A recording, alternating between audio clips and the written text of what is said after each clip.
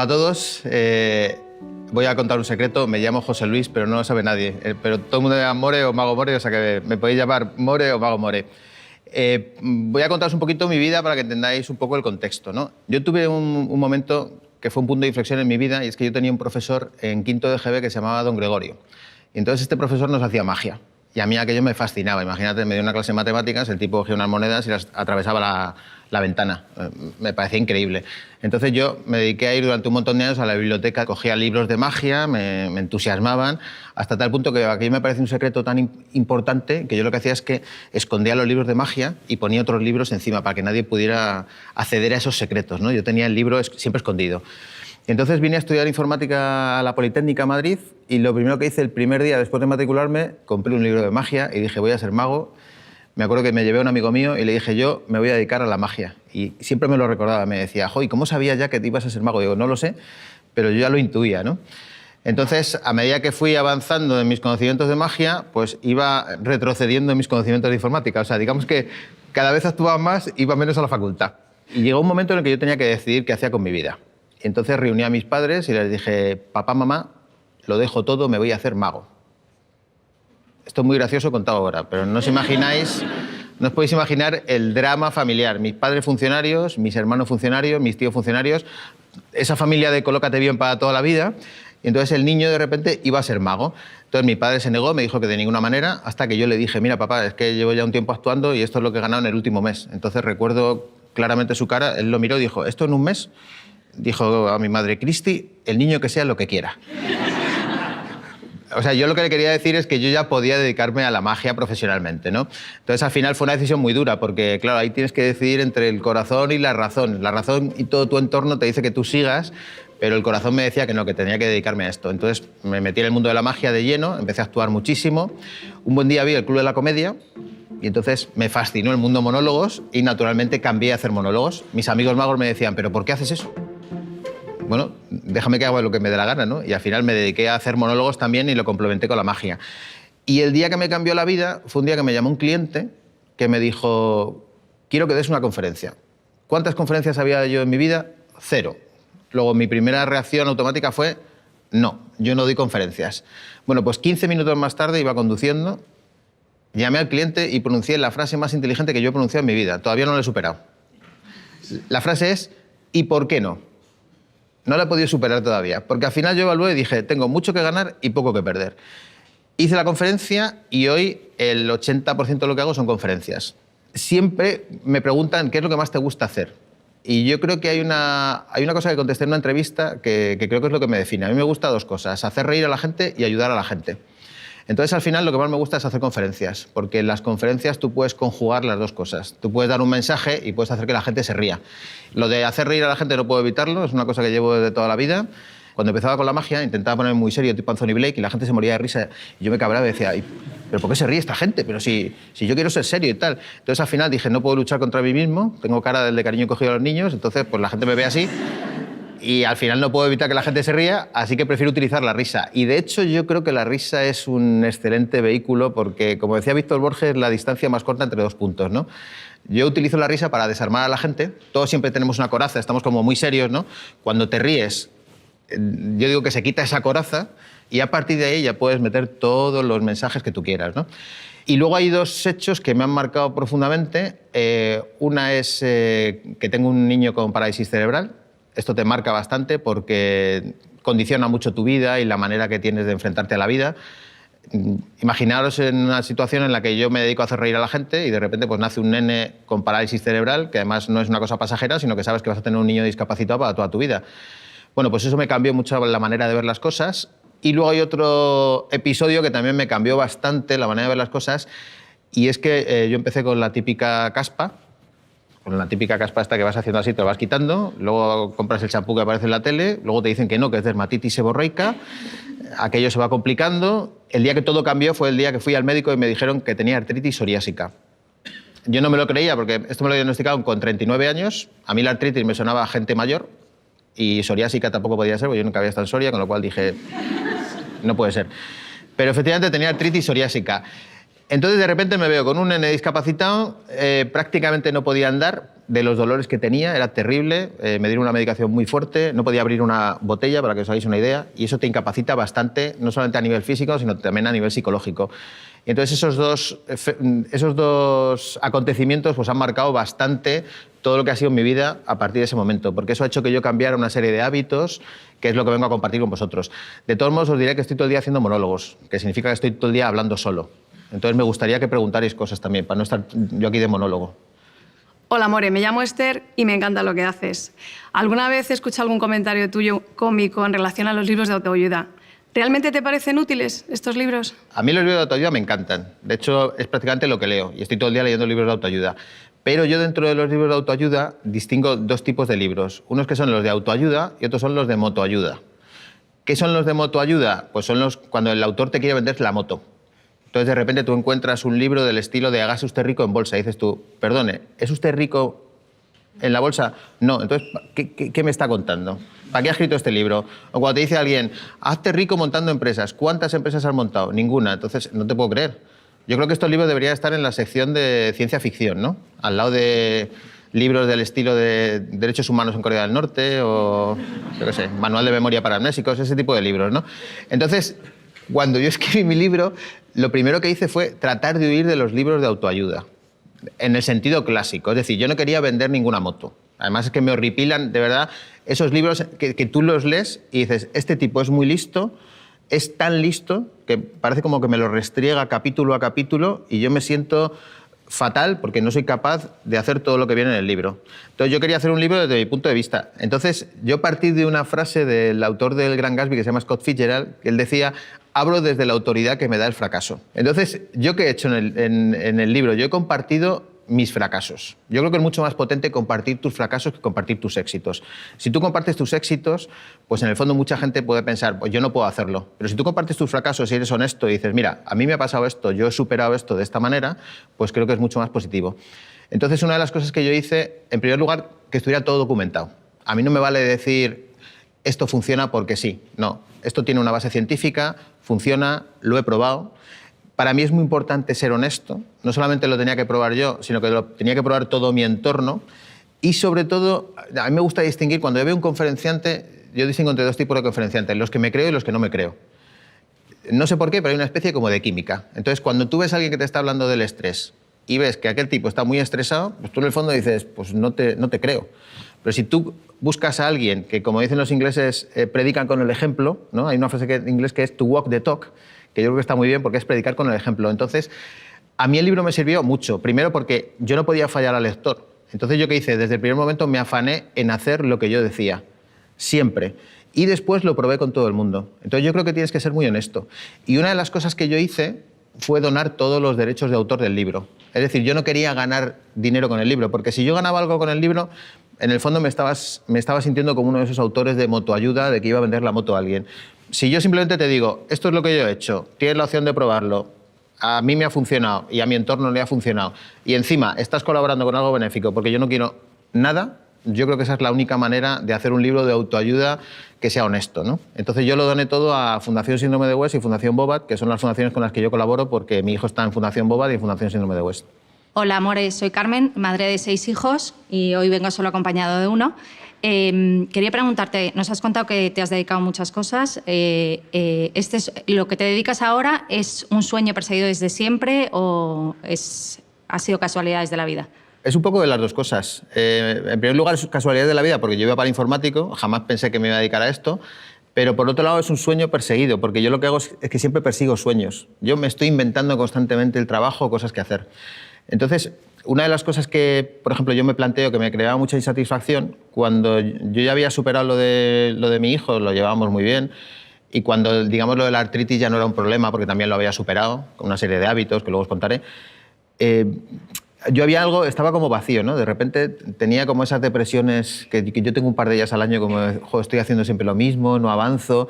Entonces leí un libro que me cambió bastante la perspectiva. Es un libro de una enfermera que os recomiendo, que se llama Bronnie Ware, que es una enfermera australiana. Y entonces ella, por avatares del destino, terminó cuidando a enfermos terminales de cáncer y de otras enfermedades, que en el lecho de muerte pues, le iban contando de qué se arrepentían. Entonces ella escribió un libro muy bonito que se llama algo así como las 5 cosas de las que la gente se arrepiente antes de morir. Y da igual la cultura, da igual el país, da igual la sociedad, la ciudad donde vivan, todo el mundo se arrepiente exactamente de lo mismo. Y lo curioso es que el arrepentimiento número 1 era: me arrepiento de no haber hecho lo que realmente quería hacer y no lo que los demás esperaban que hiciera. Es decir, la gente se arrepentía de no haber intentado conseguir sus metas o sus sueños. Y entonces yo dije, pues esto es lo que me pasa. O sea, yo tengo que estar constantemente persiguiendo mis sueños o mis metas. Entonces yo en mi vida, cada vez que ha surgido alguna oportunidad, me he ido dejando llevar. Y yo creo que lo importante es no perder siempre de vista esos sueños o esas metas, ¿no? Yo hace muchos años actuaba en un pub que se llamaba Don Gato y me acuerdo perfectamente del dueño. El dueño tenía, su obsesión era irse a Australia. Era su gran sueño de su vida, ¿no? Entonces, ¿qué hizo? Vendió el pub y se lo vendió a su camarero. Y entonces yo fui a actuar como 6 meses más tarde. Y me encuentro que el dueño había vuelto y estaba trabajando de camarero y ahora el dueño era su camarero, es decir, estaba trabajando para aquella persona que trabajaba para él. Y entonces automáticamente le pregunté, oye, ¿qué ha pasado? Dice, no me he adaptado al idioma, al final era más caro de lo que parecía y bueno, aquí estoy. Entonces yo le dije, ostras, qué putada, ¿no? Y me dijo el tío, estoy feliz. Y digo, ¿por qué? Dice, porque no me quería haber estado arrepintiendo toda mi vida de no haber intentado ir a Australia. Y me pareció una excelente lección. O sea, lo que me enseñó aquel día fue maravilloso, porque él lo que decía es, jamás me hubiera perdonado no haberlo intentado. Lo he intentado, no ha salido bien, pero no pasa nada. Y yo creo que la vida va de eso, la vida va de intentarlo y si no sale bien, pues no pasa nada. Entonces yo tengo una lista, que es una palabra muy bonita, que se llama onirograma. Onirograma es una lista de sueños. Entonces, a mí se me ocurren, yo tengo sueños para 3 vidas. O sea, yo me pongo a mirar las cosas que tengo que hacer y de repente digo, ¡buf! Pero si tengo ya para morirme y renacer 20 veces, ¿no? Entonces creo que es muy importante tener una lista de sueños, de cosas que tú tengas que hacer, cosas que de verdad te apetezcan, cosas que te llamen la atención, cosas que te hagan levantarte por la mañana. Entonces para mí es fundamental tener una lista de sueños. Y yo lo que hago es que voy cumpliendo esos sueños poco a poco. Entonces, ¿yo ahora soy feliz con lo que hago? Sí. Pero, por ejemplo, pues lo que te decía, me apetece mucho un canal de YouTube, pues voy a hacer todo lo que pueda por hacer un canal de YouTube. Puede que salga mal, me da igual, pero yo lo voy a intentar y lo voy a hacer. Hace 2 años corrí el maratón de Nueva York, que era una cosa impensable porque yo pasé de no poder andar a correr. Y para mí eso fue otro sueño cumplido. Y siempre que puedo, intento marcarme sueños. Y son como pequeñas obligaciones de cosas que me apetece hacer, ¿no? Entonces creo que la vida va de eso. La vida va de tener ilusiones, ¿no? Como decía Naroski, la mayor ilusión es seguir teniendo ilusiones, ¿no? Quería preguntarte, como madre, he entendido muy bien a tus padres cuando se asustaron con tu sueño, no tanto por lo arriesgado y lo poco convencional, sino porque hay veces que los padres nos dan miedo a animar a nuestros hijos porque no lleguen a conseguir esos sueños. ¿Cuáles son los obstáculos o las barreras que ves tú que pueden impedir conseguir esos sueños? Pues mira, lo primero te diría que yo tengo un hijo que se llama Dani, que tiene 17 años. El otro día iba con él en el coche y le pregunté, oye, ¿qué quieres hacer? Y entonces él me dio la respuesta convencional, que es, bueno, yo creo que voy a estudiar económicas y demás. Y le dije, no, ¿qué quieres ser de mayor? Bueno, pues todos sus amigos van a estudiar de bilingüe, económicas o cosas de este tipo. Digo, no, ¿a ti qué te hace, qué te pone? Y me dijo, a mí lo que realmente me gusta es o ser entrenador o el rap. Y yo dije, pues eso es lo que tienes que hacer. Básicamente es lo que tienes que hacer. Otra cosa es que estudies una carrera porque viene bien, porque es una disciplina, porque vas a meter un montón de cosas. Pero si tú realmente quieres ser entrenador de fútbol, intenta ser entrenador de fútbol. No voy a ser yo el que le coarte los sueños. Yo creo que el problema que tenemos es que nos da miedo que fracasen ellos porque en el fondo es como si fracasáramos nosotros. Pero a mí me parece una tontería. Yo creo que la vida es muy larga como para intentar todo lo que puedas hacer. Ahí está la clave de todo. Hay que estar todo el rato aprendiendo. Por eso yo digo que yo soy un becario permanente. Y a mí me gustaría que mi hijo tuviera esa capacidad de aprender y de desaprender. Entonces, realmente me da igual lo que estudie. Lo que quiero es que se equivoque, que intente cumplir sus sueños y que si no, que lo vuelva a intentar. Yo lo digo de broma, pero es verdad. Nosotros somos del Atlético de Madrid. Y tú dirás, ¿y esto qué tiene que ver? Pues todo en la vida. O sea, yo creo que ser del Atlético de Madrid, tengo por aquí algún amigo que me da la razón como diciendo, claro, es que es muy importante. ¿Por qué? Porque la vida al final no siempre son todo éxitos. Entonces, si tú eres de un equipo y ganas siempre la Champions, ¿vale? Pues, ¿qué ocurre? Que estás acostumbrado a ganar siempre la Champions. Y el día que te venga un revés en la vida, dirás, ostras, ¿qué ha pasado? Pues ha pasado que la vida no es siempre ganar la Champions. Yo estuve en la Champions de Lisboa con mi hijo y la perdimos en el minuto 94. Para mí eso fue una grandísima enseñanza. Estábamos destrozados, llorábamos y todo lo que tú quieras. Pero mi hijo, ¿qué aprendió? Pues que en la vida a veces te marcan un gol en el minuto 94. y te tienes que aguantar. Entonces yo creo que eso te da una especial resiliencia como para que cuando tú intentes tus sueños, pues oye, si no sale, pues no ha salido. Oye, somos de Atleti, pues ya está, ya saldrá.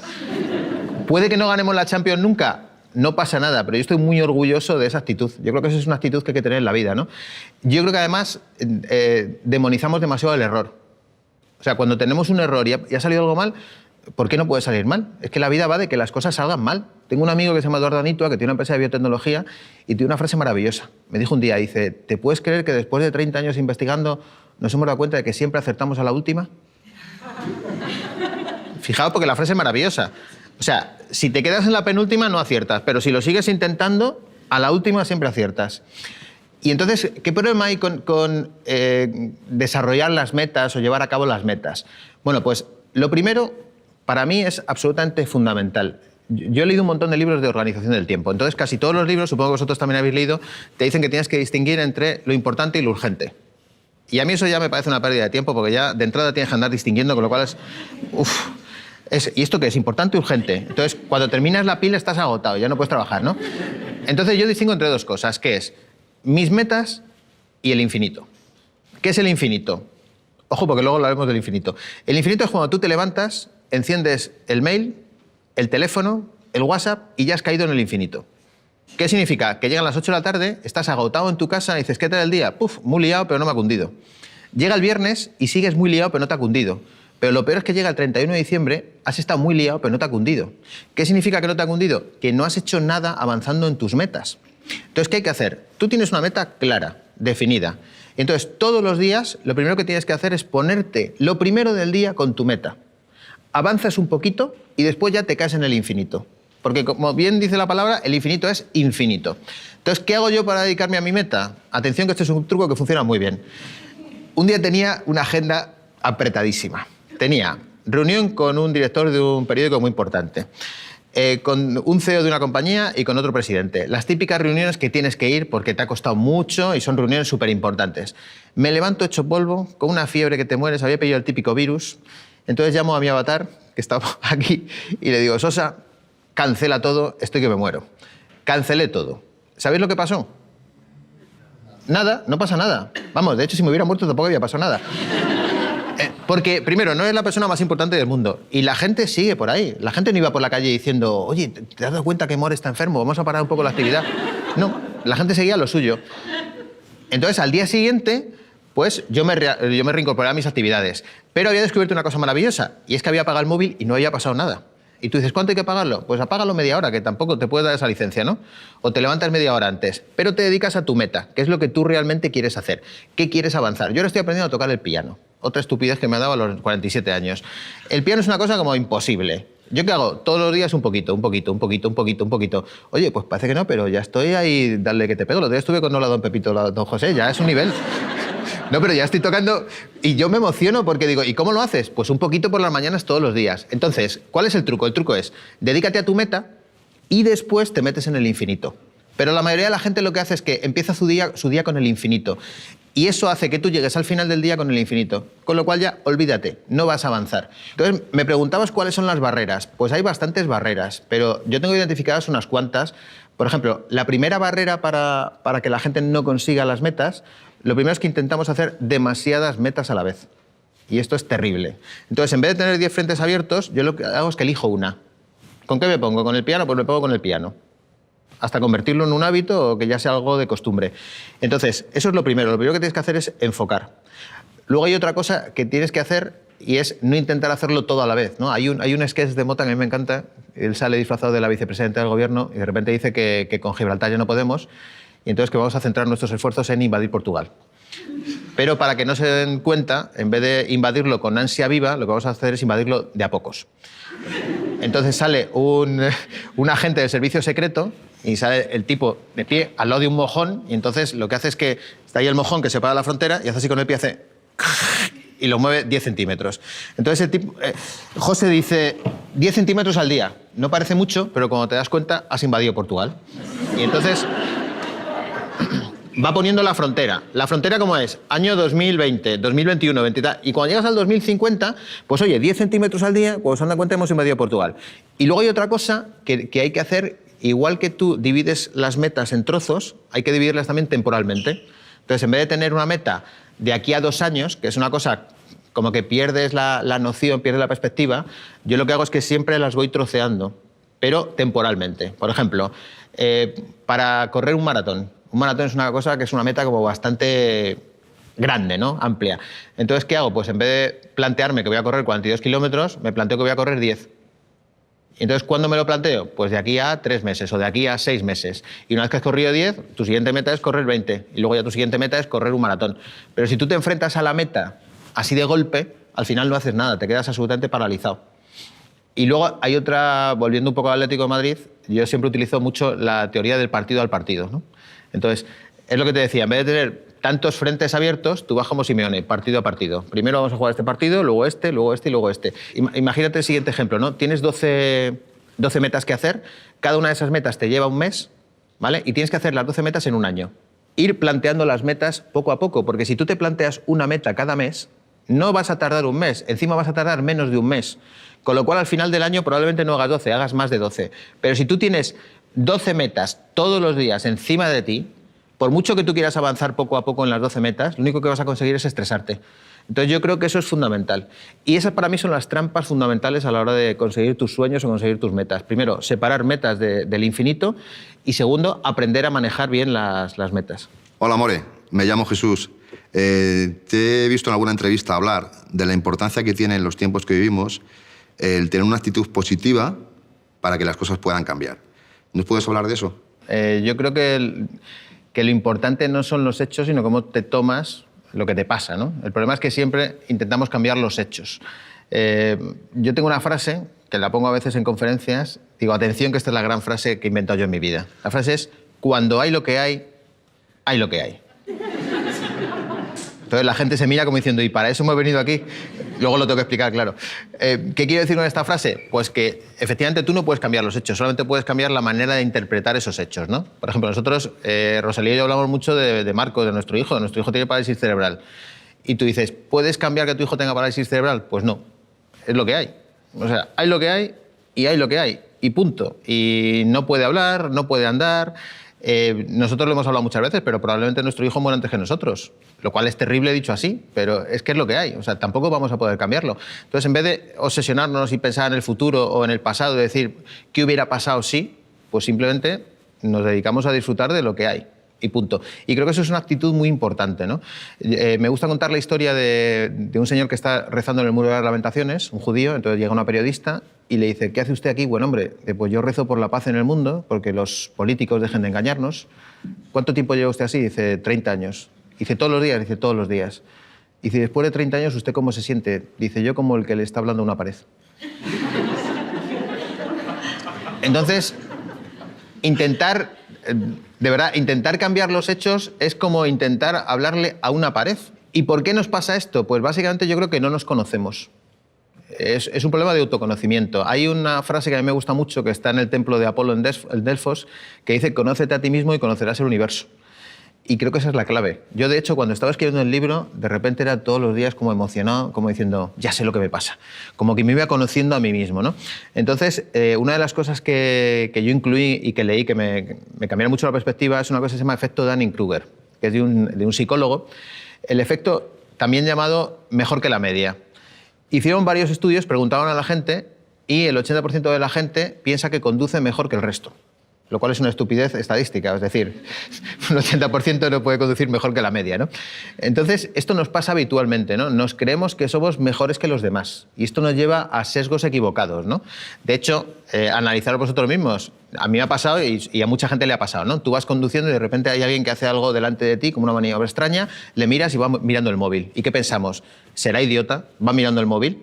Pero a lo mejor tú 15 minutos más tarde, pues le das al WhatsApp y sigues conduciendo. ¿Qué te hace pensar que eres mejor conductor que el que acaba de hacer una imprudencia? Pues ninguna, pero nosotros tenemos una frase que nos justifica que es ya, pero no es lo mismo. O sea, nos pensamos que somos mejor que el resto. De hecho, yo a este efecto lo llamo me han aprobado, he aprobado, me han suspendido. Es decir, no sé si os acordáis, cuando íbamos al colegio siempre decíamos lo mismo, he aprobado. Y cuando la nota era negativa decía, me han suspendido. Entonces, yo lo que hago es que ese sesgo positivo, digamos, pues yo hago un sesgo negativo, pero lo hago forzado. Entonces yo siempre pienso que todo lo que me pasa es culpa mía. Y eso es muy positivo, porque si tú piensas que todo lo que te pasa es culpa tuya, tú puedes tomar cartas en el asunto. Si piensas que es culpa de las circunstancias, no puedes hacer nada. Entonces yo siempre cuento que la primera vez que me presenté al Club de la Comedia no me cogieron. Imagínate, yo llevaba como 2000 actuaciones de mago, era el tipo más gracioso del mundo. Bueno, entre yo, Groucho Marx, Charles Chaplin, pero vamos, yo era de los más graciosos. Y entonces no me cogieron. ¿Cuál fue mi primera reacción? Dejar de ver el programa. Se van a fastidiar, ya no hago audiencia. Yo ahí solo con la tele apagada diciendo, ya verás, uno menos lo van a notar seguro. ¿Por qué? Porque yo en el fondo me flagelaba diciendo, estos tíos no me han entendido, yo soy buenísimo, ¿cómo es que no me han cogido? Encima yo he ayudado a gente que ha ido al Club de la Comedia, no puede ser, es una injusticia. Hasta que cambié el chip y pensé, ¿y si a lo mejor lo que les he mandado no era tan gracioso? ¿Y si la culpa es mía? ¿Y si a lo mejor me tengo que poner las pilas? Entonces, cuando tú tienes esa actitud y piensas que todo lo que te pasa es culpa tuya, es cuando realmente empiezas a tomar cartas en el asunto. Entonces, creo que eso es la actitud que hay que tener, básicamente. Hola, More. Soy Lola y te he escuchado hablar alguna vez sobre el elefante y el jinete. Y eso es refiriéndote a cómo funciona el cerebro. Me gustaría que nos explicaras un poco esa teoría. A nosotros nos gusta bastante leer sobre el cerebro, porque de hecho nuestro hijo tiene una malformación en el cerebro, entonces claro, eso te lleva a indagar y a investigar. Pero luego además, a mí me encanta porque cuando aprendes a observar cómo funciona el cerebro, pues luego lo puedes aplicar a tu día a día, ¿no?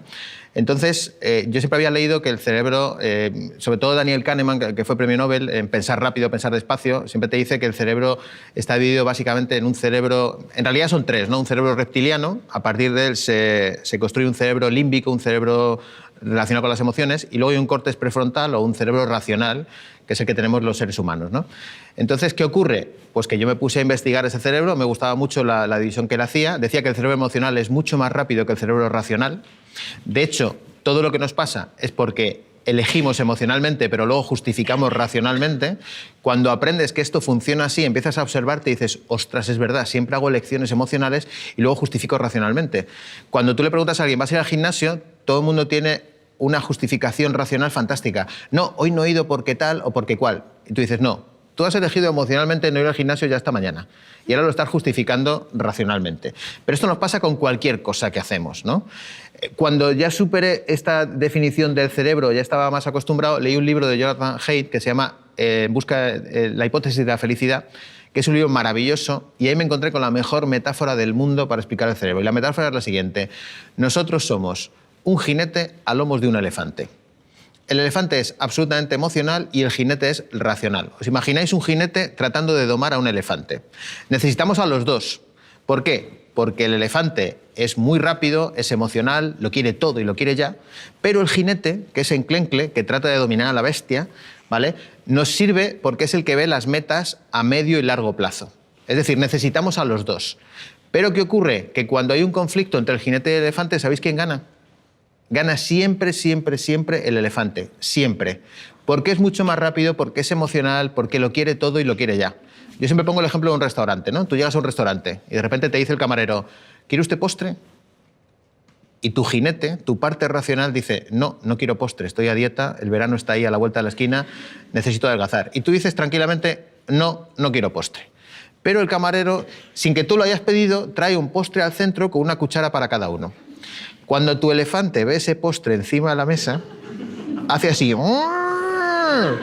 Y por mucho que el jinete intente dominar al elefante, no puede dominarlo. ¿Por qué? Porque ha saltado tu resorte emocional, ¿vale?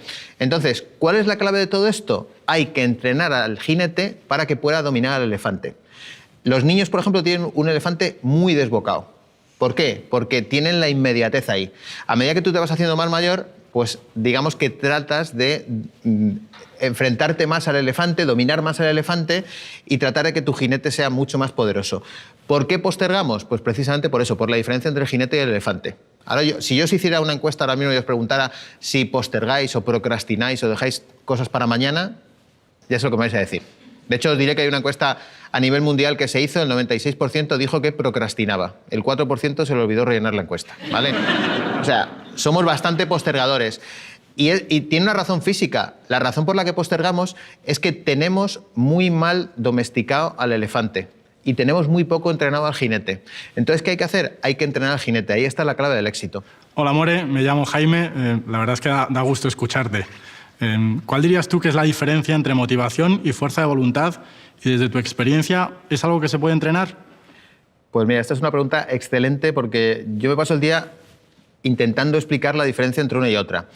La mayoría de los libros hablan de motivación, ¿vale? Todo el mundo tiene que estar motivado. Parece que es la gran receta de este siglo, ¿no? Si estás motivado lo vas a conseguir todo.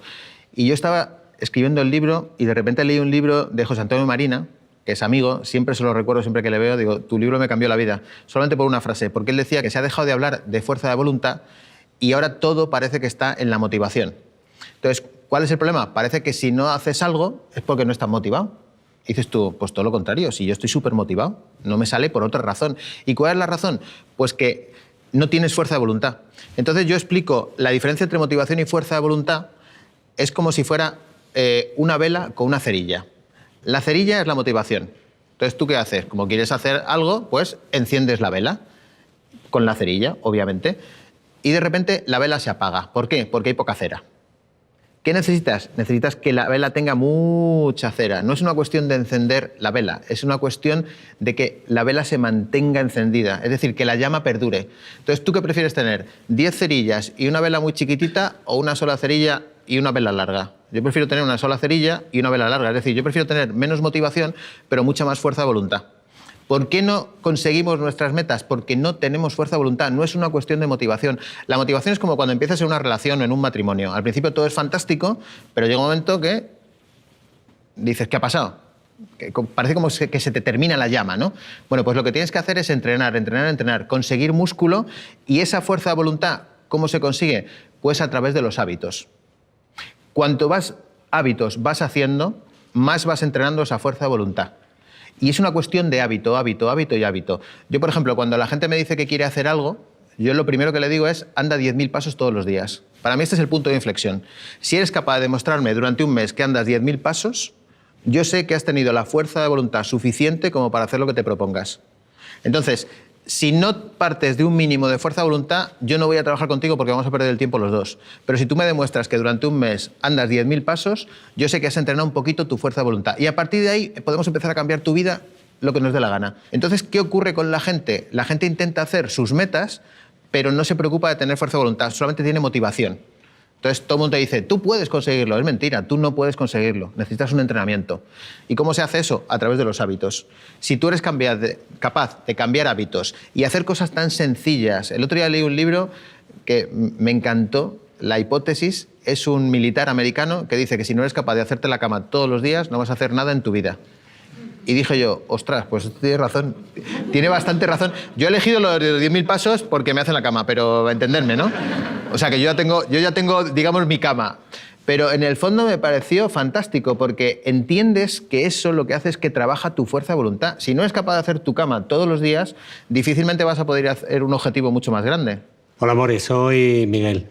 Veo que dices que el truco de la fuerza de voluntad está en crear hábitos. ¿Cómo se forman los hábitos? ¿Nos puedes dar algún ejemplo? Pues mira, yo he intentado hacer hábitos toda mi vida y siempre había fallado, siempre. De hecho, empiezo un hábito y ya cuando lo tengo, fallo y fallo y fallo. Había leído, todos vosotros supongo que conocéis esto de que hay que hacer un hábito durante 21 días, de hecho hay programas de televisión que se llaman 21 días, para cambiar un hábito. Esto lo inventó William James, que era un psicólogo del siglo pasado, y yo, como había fallado, dije yo, pues debo ser muy burro, y entonces empecé a hacer hábitos de 30 días. O sea, mi método es hacerlo en 30 días. Entonces, ¿cómo se construye un hábito? El hábito tiene dos fases, una fase de construcción y una fase de mantenimiento. En la fase de construcción hay mucho sacrificio, pero poco beneficio, y en la fase de mantenimiento hay poco sacrificio, pero mucho beneficio. Es decir, tenemos que pasar ese Rubicón de hacerlo durante 30 días y a partir de ahí se vuelve automático. ¿Por qué funcionan los hábitos? Precisamente porque no merman fuerza de voluntad. Hay que tener en cuenta que la fuerza de voluntad hay que utilizarla en aquello que realmente queremos hacer. Una de las cosas que más merman la fuerza de voluntad son las decisiones. De hecho, se dice que Obama tenía un ropero con todo camisas negras y pantalones negros, porque él no quería gastar su fuerza de voluntad en algo tan trivial como ¿qué me pongo? ¿Vale? Entonces, en el momento que tú coges los hábitos y los haces automáticos, dejas de gastar al jinete y pones al elefante en modo automático. Cuando empezamos a conducir, ¿qué pasa? Que estamos muy nerviosos. ¿Por qué? Porque tienes que estar pendiente del retrovisor, de si viene alguien, de gente a los lados, de ponerme el cinturón, de meter las marchas, y parece que es un mundo. Entonces, ¿cuál es la clave de los hábitos? Automatizarlo. Después de eso, yo lo que hago es que construyo una pared. Yo tengo una aplicación, cada día que hago una cosa de un hábito, pongo un ladrillo, ¿vale? Día siguiente, lo marco, lo he hecho, otro ladrillo. Si en la fase de construcción fallo un solo día, la pared se viene abajo. Y tú dices, ¿y si es en el día 29? Se viene abajo y empiezo desde cero. No sabéis lo que fastidia. O sea, tú estás ahí construyendo y de repente llega el día 29, se te ha olvidado hacerlo y se va la pared para abajo. Tienes que empezar otra vez desde cero. Ahora, la buena noticia es que cuando tú tienes 30 días y has puesto la pared, solamente tienes que mantenerla. ¿Esto qué significa? Que si un día fallas, aparece una pequeña grieta. Si fallas 2 días, ya se viene abajo. Pero digamos que tienes como una especie de comodín. ¿Cuánto dura la fase de mantenimiento? Toda tu vida. ¿Cuánto dura la fase de construcción? Solamente 30 días. Si eres capaz de hacerlo durante 30 días, luego ya simplemente es mantenerlo. Y te aseguro que es muy fácil mantenerlo porque está en modo automático. No gastas fuerza de voluntad. Ahora, la pregunta es, ¿cuántos hábitos se pueden cambiar a la vez? Yo soy muy tajante en esto. 1 y solo 1. Si te pones una lista de cosas que quieres cambiar y quieres cambiar varios a la vez, a mí, por lo menos, no me sale. Y no conozco a nadie que sea capaz de cambiar varios hábitos a la vez. Entonces, ¿yo qué hago? Me pongo solo con uno. Cuando ya está en fase de mantenimiento, voy a por el siguiente a construirlo. Cuando está en fase de mantenimiento, construyo el siguiente. Si eres capaz de cambiar 12 hábitos en un año, has cambiado tu vida, porque tienes 12 superpoderes. Y luego hay una cosa que es fundamental que no tenemos que olvidarnos, que es celebrar cuando hacemos algo. Porque siempre estamos tan obsesionados con lo que nos queda por hacer que se nos olvida celebrar lo que hemos conseguido. Entonces yo a eso lo llamo hacer un Nadal. ¿Sabéis quién es Nadal, no? Bueno, pues Nadal cuando gana un punto, ¿qué hace el tío? Se anima a sí mismo. Entonces hace... ¡Toma! Bueno, eso sería hacer medio Nadal, porque hacer un Nadal entero sería hacer así y luego sacarse así un poco el calzoncillo, ¿vale? Entonces, lo que vamos a hacer es que vamos a hacer medio Nadal, ¿eh? Bien, poneros todos de pie, vamos a celebrarlo. Acordaos de algo que hayáis hecho y digas tú, ostras, pues lo he hecho, pues voy a celebrarlo. Entonces, vamos allá, preparados, con fuerza, 1, 2 y 3. ¡Toma! Fíjate.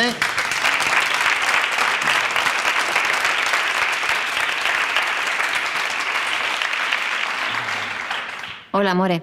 Mi nombre es Almudena y si algo se puede decir de ti, yo creo que es que eres divertido. ¿Qué importancia crees que tiene el sentido del humor? Pues imagínate, en mi caso todo, porque sin sentido del humor no tendría trabajo. No, para mí el sentido del humor es algo fundamental. De hecho, mira, yo creo que a mí el sentido del humor me viene por mis abuelos. Mis abuelos eran unos cachondos tremendos y siempre me cuentan historias ahí en el pueblo, se reunían, gastaban bromas, estaban todo el día cachondeo. Y yo creo que lo he heredado de ellos. Yo creo que se puede tener sentido del humor en cualquier circunstancia. Nosotros, por ejemplo, mi mujer y yo, cuando nos diagnosticaron a Marcos, pues a los 15 días, hombre, lloras al principio, pasas tu duelo como todo el mundo, pero a los 15 días ya estamos haciendo chistes. Y cuando tú haces chistes de una situación cotidiana y te ríes de ti mismo, es cuando realmente empiezas a ver las cosas de otra manera, ¿no? Hay una frase que me encanta de Herman Albright, que era un oficial de la Primera Guerra Mundial estadounidense. Entonces la frase es maravillosa porque dice, tener una actitud positiva quizá no resuelva todos tus problemas, pero va a cabrear a tanta gente que solo por eso ya merece la pena. ¿No os habéis fijado que vas como de buen rollo y la gente te mira, ¿qué le pasará? Pues que estoy de buen rollo, ¿qué le vamos a hacer? Si usted quiere estar enfadado, pues usted enfadado. Y luego hay otra frase que me encanta de Pedro Muñoz Seca, cuando estaba enfrente del pelotón de fusilamiento, que le iban a quitar la vida, él dijo, me podéis quitar la familia, me podéis quitar mi casa, me podéis quitar mi vida, pero hay una cosa que nunca me podéis quitar, que es el miedo que tengo ahora mismo. O sea, yo creo que en cualquier circunstancia y en cualquier momento, incluso cuando te están fusilando, puedes tener sentido del humor. Entonces, para mí el sentido del humor es absolutamente fundamental. Mira, después de diagnosticarnos a Marcos, a la semana yo estaba trabajando, haciendo reír en Laponia para una empresa.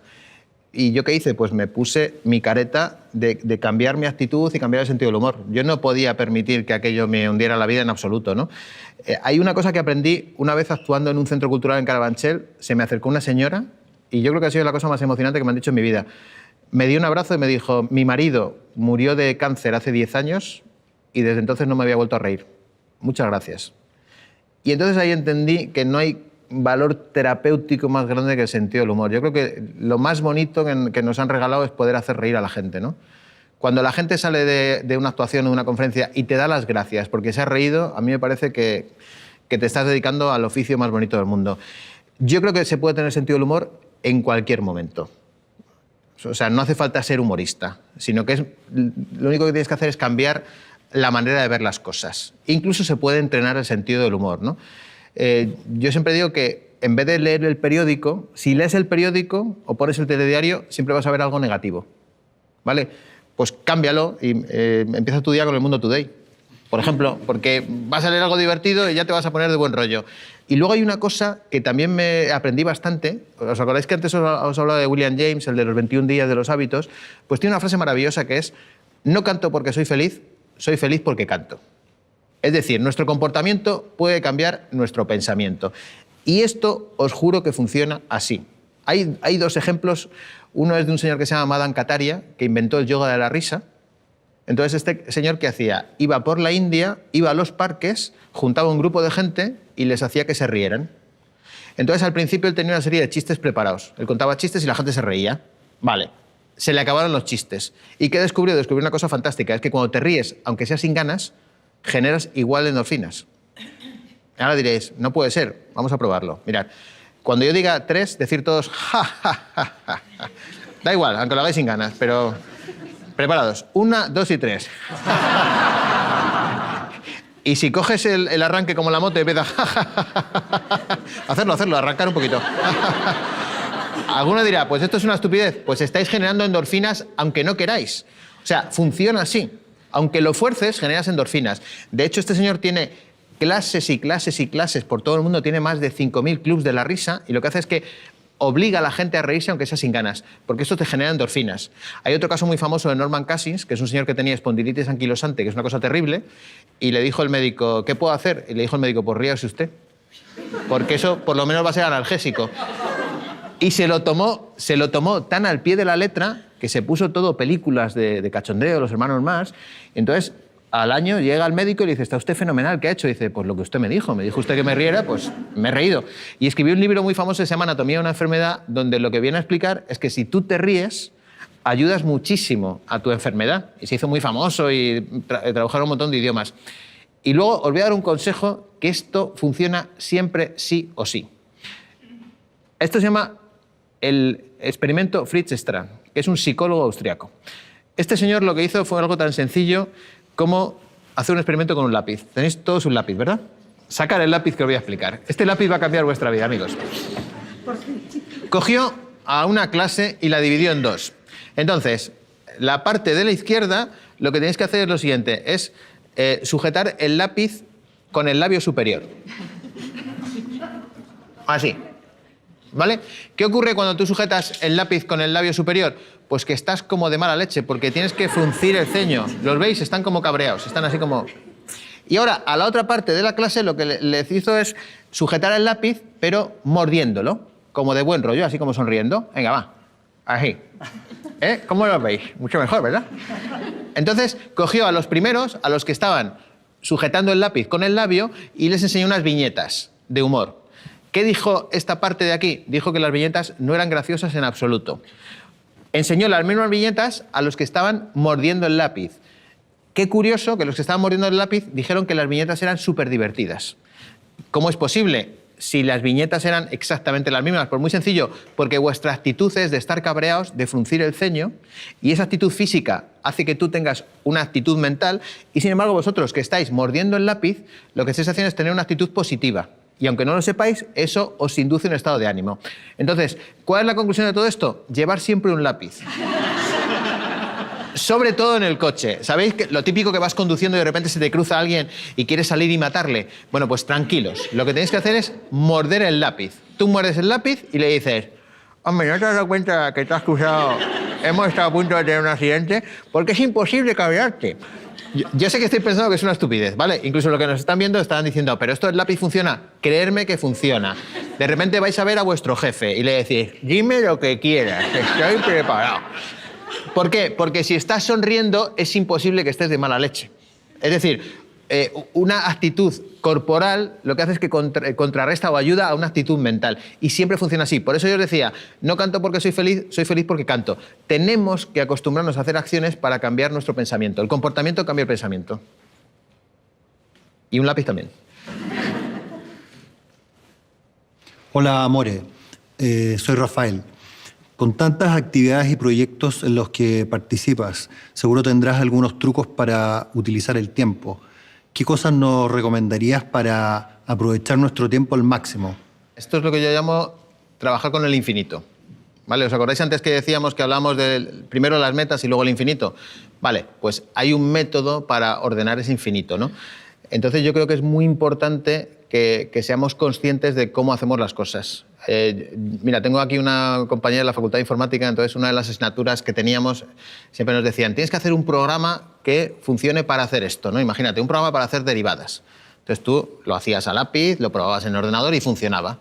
Y llegaba el profesor y te decía, un 5. Y tú decías, ¿cómo un 5? Tú me has dicho que haga esto, yo lo he hecho, ¿por qué me pones un 5 y no me pones un 10? Y la respuesta siempre era la misma, se puede hacer mejor.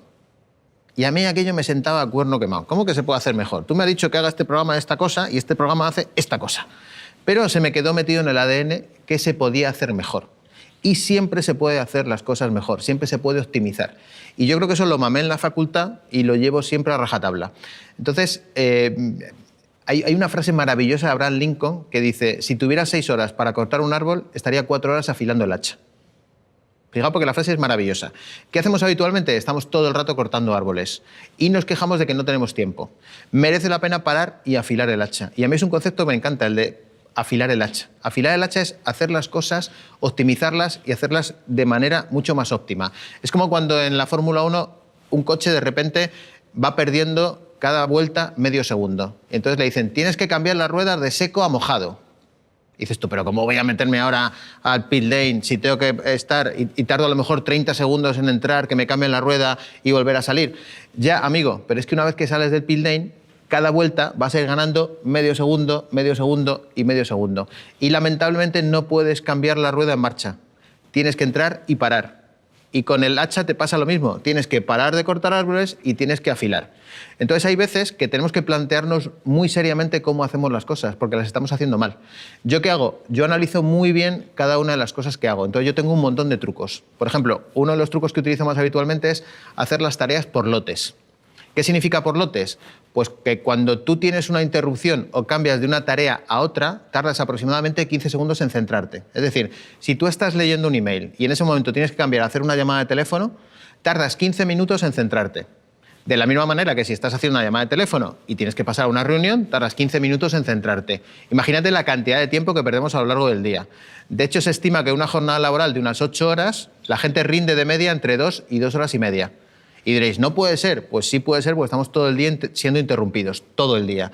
Entonces, ¿qué hay que hacer? Pues primera cosa, evitar las interrupciones. ¿Y esto qué significa? Pues, por ejemplo, cuando te llaman por teléfono, es muy interesante apagar el móvil y poner el contestador. Y dices tú, ¿por qué? Porque cuando enciendes el móvil y ves quién te ha llamado, eres tú el que interrumpes a los demás y no los demás son los que te interrumpen a ti. Entonces es tan sencillo como apagar el móvil, no va a pasar nada.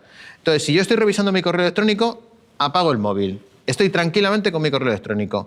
Cuando yo enciendo el móvil, a lo mejor tengo 5, 6, 7, 8 llamadas. Las hago todas seguidas. Eso es hacer las llamadas por lotes. Además, aprovecho para hacer las llamadas porque voy caminando a la vez. Con lo cual hago 2 cosas a la vez. Hago mis pasos y mis llamadas. Otro truco, por ejemplo, yo siempre llevo cascos. Porque cuando llevas cascos tienes manos libres. Y eso te permite, pues una vez más, andar o hacer cualquier otra cosa. Pero siempre importante hacer las tareas por lotes. Yo, por ejemplo, he descubierto atajos en el móvil. ¿Cómo hago los atajos? Pues yo tengo, por ejemplo, un programa en el que tengo llamadas, reuniones, cosas que leer y todo está por lotes. Digamos que yo me pongo, como yo digo, en modo llamada, modo reunión, modo email, ¿vale? Entonces, he definido los atajos. De manera que yo voy conduciendo y digo al teléfono, hacer llamada. Salta el atajo y digo, fulanito. Y automáticamente va a mi lista de llamadas. ¿Cuánto tardo yo en programar eso? Pues a lo mejor tardo media hora, pero lo tengo automatizado. ¿Cuánto puedo yo ganar en ese proceso? Pues a lo mejor gano 15, 20 segundos, pero es cada vez que lo hago. Si sumáis esos 15, 20 segundos con todas las veces que lo haces a lo largo del día, al final ganas horas en tu día a día. Y eso es ser más productivo. Si utilizáis cualquier programa de ofimática, que sepáis que utilizáis un 5% del programa de ofimática. Y eso es una pérdida de tiempo tremenda. Muy poca gente sabe utilizar más de un 5% del Word o del Excel, que es un programa que utilizamos todos los días. Entonces, ¿qué hay que hacer? Pues algo tan sencillo como leer las instrucciones. Pues no leemos las instrucciones de los programas que utilizamos. No nos paramos a ver si tenemos afilada el hacha. Y esto es constante. Por ejemplo, una pérdida de tiempo absoluta que tenemos todos es las contraseñas. ¿Cuántas veces nos han pedido las contraseñas y se os ha olvidado y tenéis que decir, se me ha olvidado la contraseña, mándame un email? Eso es todos los días, porque tenemos cientos de servicios. Entonces, por ejemplo, yo utilizo un gestor de contraseñas donde tengo todas las contraseñas almacenadas en la nube con una clave segura y cada vez que voy a meter una contraseña simplemente doy una combinación de teclas y aparece el servicio. Y ni me acuerdo de la contraseña que es, pero lo tengo todo ahí. Entonces, cada vez que hago algo que sé que puede ser una pérdida de tiempo, que sé que puede ser un ahorro de tiempo, lo que hago es que me planteo la manera de hacer las cosas y lo llevo metido en el ADN. Y si la gente se parara a pensar en esto, ahorraría muchísimo, muchísimo tiempo. Yo siempre digo que hay dos maneras de ser, o un tonto liado o un listo productivo. Y yo he sido un tonto liado toda mi vida. Pasa mucho en las empresas, que la gente se queda hasta las 10 de la noche porque lamentablemente lo que hacemos es que estamos premiando el presentismo y que la gente esté liada delante del ordenador, cuando es mucho más inteligente ser mucho más eficiente y hacer las cosas mucho más rápido. Entonces yo creo que tenemos que cambiar el enfoque. Pero lo primero es cambiar nosotros mismos. Esto pasa como cuando muchas veces me preguntan, ¿por qué llegas a todo? Pues te lo voy a explicar. Porque delego. ¿Cuándo he aprendido a delegar? Hace muy poquito tiempo. Porque yo era un jefe horrible. ¿En qué consiste la delegación? En dejar que los demás hagan lo que tú ibas a hacer. Y tú dices, y hay una cosa que me ayudó muchísimo, que son las fases de la delegación. La delegación tiene 4 fases. La primera es, yo hago, tú miras. La segunda es, yo hago, tú haces. La tercera es, yo miro, tú haces. Y la cuarta es, tú haces. ¿Sabéis cómo delegan los jefes? Pues mal, porque normalmente dicen, haz esto, y se piran. Y dices tú, ni has enseñado a hacer, ni te has quedado a mirar, ni has visto cómo lo hace el otro. Pues con la productividad y con el infinito pasa lo mismo. Tienes que delegar en ti mismo, tienes que perder el tiempo al principio para luego ganarlo al final. Porque si no, al final eres un tapón de ti mismo. Entonces es una especie de delegación en uno mismo. Yo cuando me hicieron la página web, me la hicieron por sorpresa, porque como yo era un jefe horrible, de repente aparecieron, esta es la página web. Y al principio yo me pegué un cabreo, digo, no me han dicho nada, nadie ha contado conmigo, nadie me ha preguntado. Y luego pensé, espérate, a lo mejor lo han hecho al 80%, pero es que si estoy yo ahí, soy un tapón y esta página web no se hace hasta dentro de 3 siglos. Por lo tanto, enhorabuena. Y para mí eso es la delegación, es dejar que los demás hagan. Pues respecto a tu pregunta del infinito, lo que tienes que hacer es, cada vez que vas a hacer algo, es enseñarte a ti mismo a hacerlo mejor. Es decir, parar, afilar el hacha, sé que te va a costar, pero una vez que lo tienes hecho, luego ya es todos los días automático. Es como los hábitos, exactamente igual. Os voy a contar, para terminar, mi película favorita. Mi película favorita se llama Atrapado en el tiempo, que todos habéis visto porque es la película del Día de la Marmota, ¿vale? Os voy a recordar un poquito en qué consistía. Es un periodista que es bastante huraño, bueno, es un déspota, es un tipo bastante orgulloso, que no le cae bien la humanidad, y entonces tiene que ir a cubrir la noticia del Día de la Marmota a Pansatoni, al pueblo este famoso. Entonces sale la marmota, el tipo da la noticia y cuando van a salir se dan cuenta de que hay una ventisca, con lo cual no pueden salir físicamente. Y al día siguiente, cuando se despierta, se da cuenta que está en el mismo día. Es decir, está atrapado físicamente y atrapado temporalmente. Y pasa todos los días, no puede salir porque hay una ventisca y al día siguiente siempre es el mismo día. Bienvenidos, hoy es el Día de la Marmota. Por eso se llama el Día de la Marmota, porque es todo el rato está repitiendo lo mismo. Entonces, ¿este señor qué hace? Se desespera por completo, porque se da cuenta de que no puede salir de ahí. Entonces, empieza a portarse mal, empieza a intentar ligar a diestro y siniestro, empieza a robar, o sea, se desespera por completo. Y llega un punto de inflexión en la película que es muy bonito, porque él se da cuenta que le gusta mucho la periodista que va con él. Entonces, ¿qué hace? Cambia totalmente su perspectiva.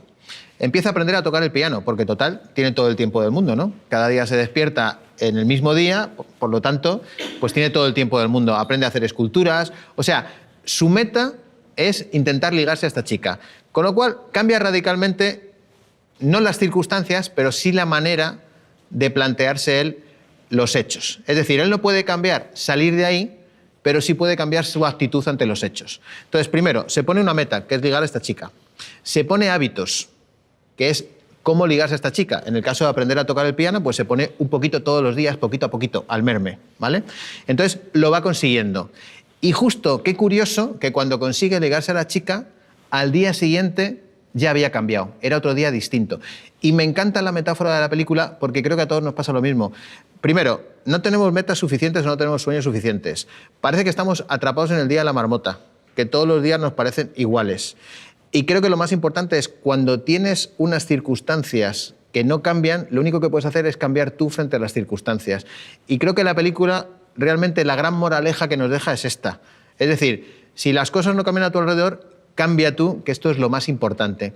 Entonces, para concluir, me gustaría deciros que lo más importante en la vida es tener sueños, que hay que tener sueños como para 3 vidas, que nunca se os olvide cumplir esos sueños, para eso hay que cambiar los hábitos, hay que tener fuerza de voluntad. Y voy a terminar con un cuento que me encanta. Es un monje budista que va a Nueva York por primera vez. Estaba entusiasmado, baja en el JFK, se dirige a Manhattan. Le habían hablado, porque lo había visto en las películas, de los puestos de perritos calientes. Era su obsesión, necesitaba un perrito caliente. Entonces llega, se acerca al puesto de perritos calientes, le dice, quiero un perrito con todo, ¿cuánto es? $3, saca un billete de $20, se lo da al vendedor y el vendedor sigue a su rollo. Y entonces el monje se queda mirando y le dice al vendedor, dice, perdona, ¿el cambio? Y le dice el vendedor, dice, el verdadero cambio está en tu interior. Y yo creo que realmente esa es la enseñanza, ¿no? Cuando nosotros cambiamos, creo que lo decías tú, cambia todo a tu alrededor, el verdadero cambio está en nuestro interior.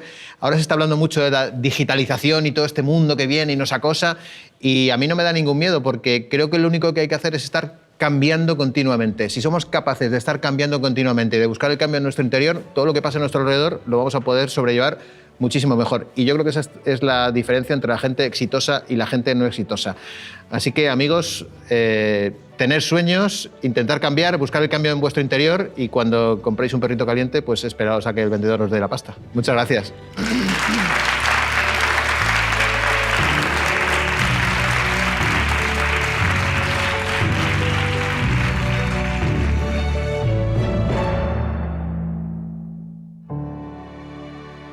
Thank you.